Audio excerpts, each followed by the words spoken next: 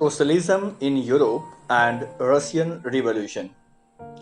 Europe में समाजवाद और रशिया की क्रांति। The age of social change, सामाजिक बदलाव का युग। In the previous chapter you read about the powerful ideas of freedom and equality that circulated in Europe after French Revolution. पिछले चैप्टर में आपने पढ़ा है आज़ादी और समानता के अधिकार के शक्ति के बारे में जो फ्रेंच रिवॉल्यूशन के बाद पूरे यूरोप में फैल गई थी। The French revolution opened up the possibility of creating a dramatic change in the way in which society was structured. French revolution ने एक संभावना को पैदा कर दिया जो एक बहुत बड़ा बदलाव का था, जिसमें समाज का एक नए ढंग से गठन होना था। As you have read, जैसा कि आपने पढ़ा है, before the 18th century, society was broadly divided into states and orders, and it was the aristocracy and church which controlled economic and social power. आपने पहले भी पढ़ा है कि 18th सेंचुरी से पहले सोसाइटी बटी हुई थी। किन चीज़ों में? तो स्टेट्स और ऑर्डर्स में। आपने फ्रेंच रिवॉल्यूशन के समय first state, second state, third state ये पढ़ा था। आपने अलग अलग स्टेटस के लोगों के बारे में पढ़ा था। उस समय अरिस्टोक्रेसी हुआ करते थे, चर्च काफ़ी पावरफुल हुआ करता था, जिनका कंट्रोल इकोनॉमी पर भी था और समाज पे भी था, यानी इकोनॉमिक और सोशल पावर इनके हाथ में हुआ करते थे। सडनली आफ्टर रिवॉल्यूशन, और रिवॉल्यूशन के तुरंत बाद, it seemed possible to change this, ऐसा लगा कि ये सब कुछ अब बदल जाएगा। In many parts of the world including Europe and Asia, new ideas about individual rights and who control social power began to be discussed. पूरी दुनिया के अलग अलग हिस्सों में, जिसमें यूरोप और एशिया दोनों शामिल था, नए आइडियाज इंडिविजुअल राइट्स के बारे में आने लगे। जिन्होंने सोशल पावर को कंट्रोल किया, उनके ऊपर डिस्कशन होना शुरू हो गया। In India, Raja Ram Mohan Roy and Derozio talked of significance of French Revolution, and many others debated the ideas of post-revolutionary Europe. India में भी राजा राम मोहन रॉय ने और डेरोजियो ने फ्रेंच रिवॉल्यूशन के सिग्निफिकेंट के बारे में, इनके महत्व के बारे में चर्चा की। बहुत सारे लोगों ने इस पे डिबेट किए और इस रिवॉल्यूशन के बाद यूरोप में भी काफ़ी अधिक डिबेट हुए। The developments in the colonies in turn reshaped these ideas of social change. Colonies में जो बदलाव हो रहे थे, सामाजिक बदलाव के आइडियाज को उन्होंने नया शेप दिया। Not everyone in Europe, however, wanted a complete transformation of society. Europe में सभी लोग पूरी तरह से ट्रांसफॉर्मेशन नहीं चाहते थे। सभी लोग ये नहीं चाहते थे कि पूरी तरह से यूरोप की सामाजिक व्यवस्था बदल जाए।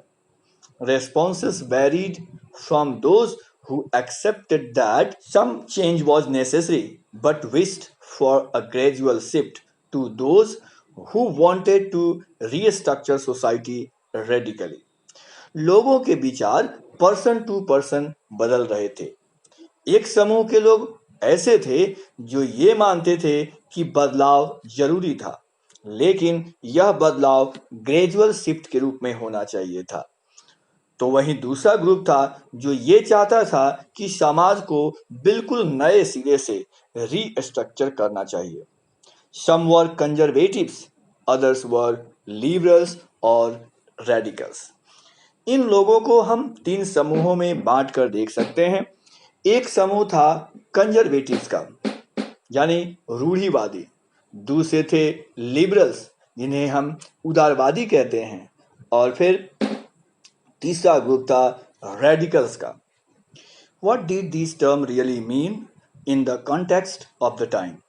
What separated these strands of politics and what linked them together? We must remember that these terms do not mean the same thing in all contexts or at all times.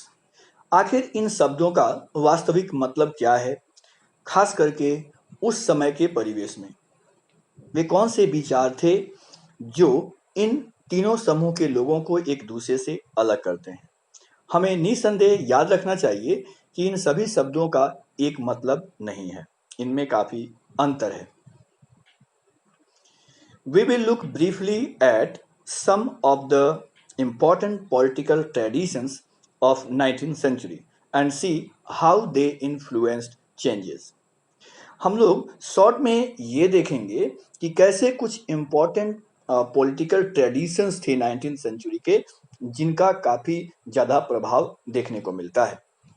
Then we will focus on one historical event in which there was an attempt at a radical transformation of society. फिर हम लोग focus करेंगे एक ऐसे ऐतिहासिक घटना पर जिसने रेडिकली समाज में ट्रांसफॉर्मेशन लाया। Through the revolution in Russia, socialism became one of the most significant and powerful ideas to shape society in 20th century. 20वीं सदी में समाज को एक प्रॉपर शिप देने में सोशलिज्म का विचार बहुत ही महत्वपूर्ण और पावरफुल साबित हुआ। Liberals, radicals and conservatives, one of the group which looked to change society were liberals. एक ऐसा समूह जो समाज में बदलाव देख रहा था वो था लिबरल्स। लिबरल्स यानी उदारवादी। Liberals wanted a nation which tolerated all religions.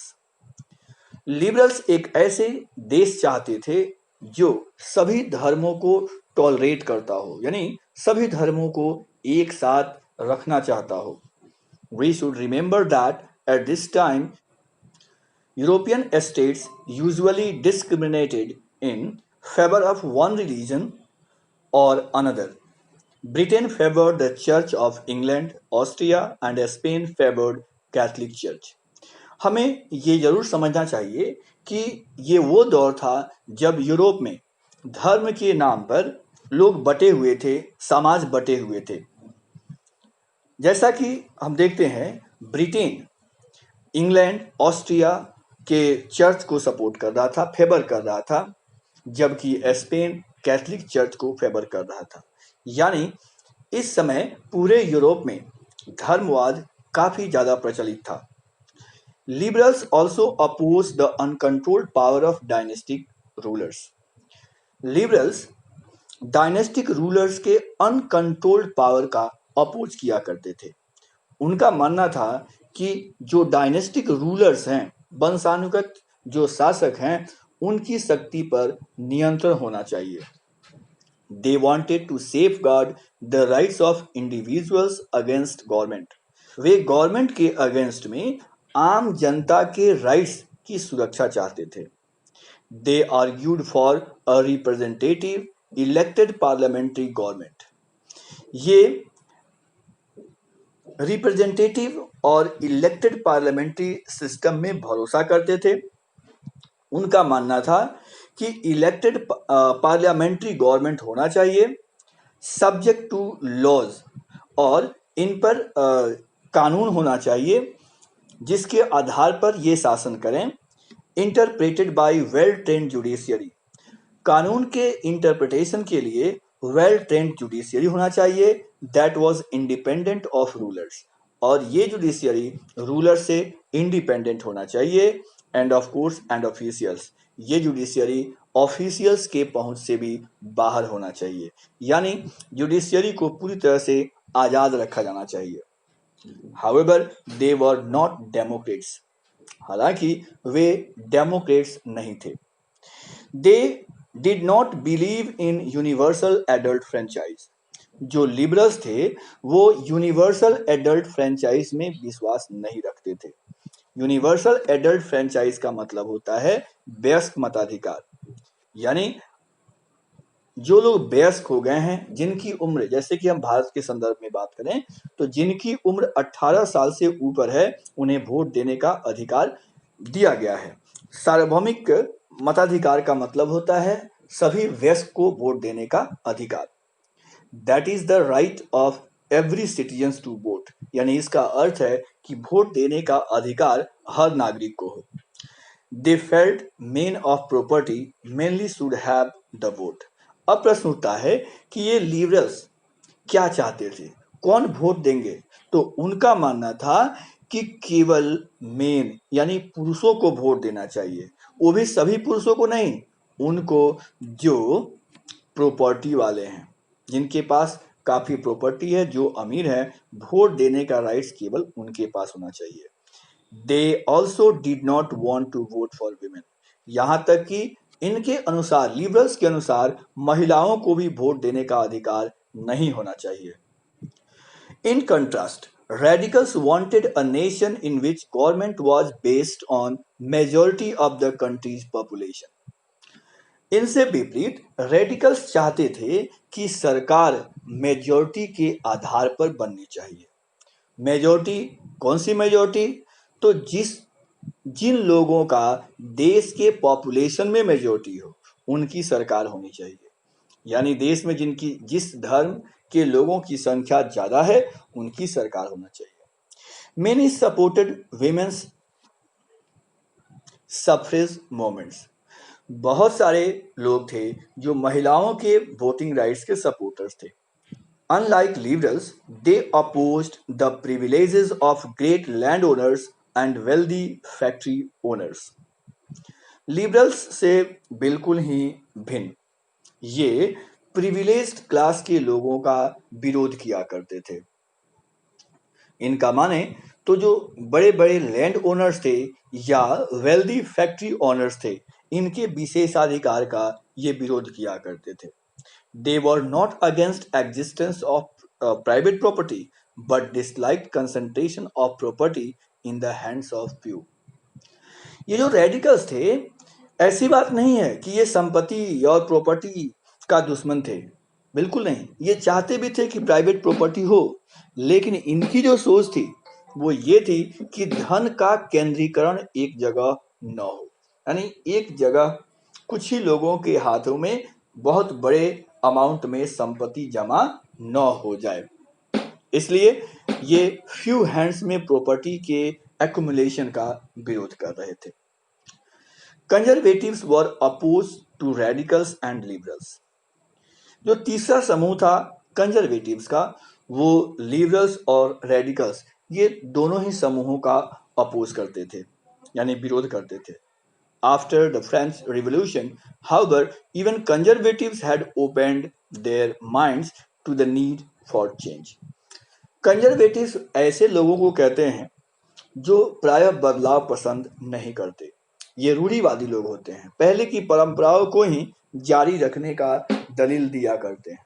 लेकिन यहाँ यूरोप में अब कंजर्वेटिव भी बदलाव चाहने लगे थे।